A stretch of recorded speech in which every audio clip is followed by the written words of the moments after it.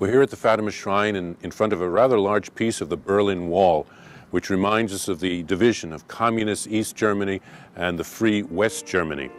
Now, the children were entrusted with 3 secrets from Our Lady, and one of them involved hell and people having to go to hell because of sin. Now, God doesn't want anyone to go to hell. And so Our Lady said that she would come to ask for the consecration of Russia. And if Russia would consecrate herself to her Immaculate Heart, that peace would come, the world would change, and good would come out of it. If not, Russia would continue with her errors, and people would be affected by that. And so in 1984, John Paul II, who grew up under communism, knew about the Nazis, had to endure the suffering and the persecution, was probably even, there was an assassination attempt against his life in 1981, probably because of the communists worried about what he could do.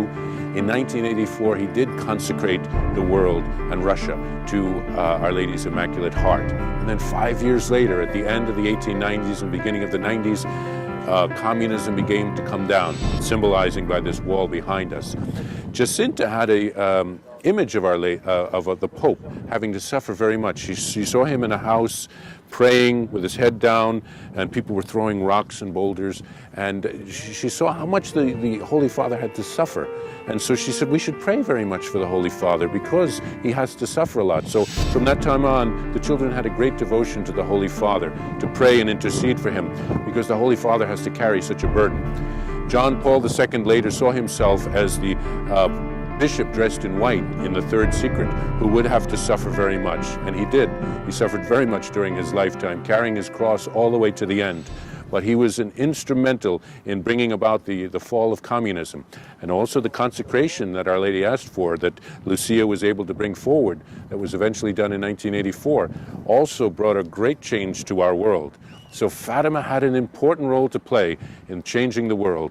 And again, it was all about going to hell. The Lord wants none of us to go to hell.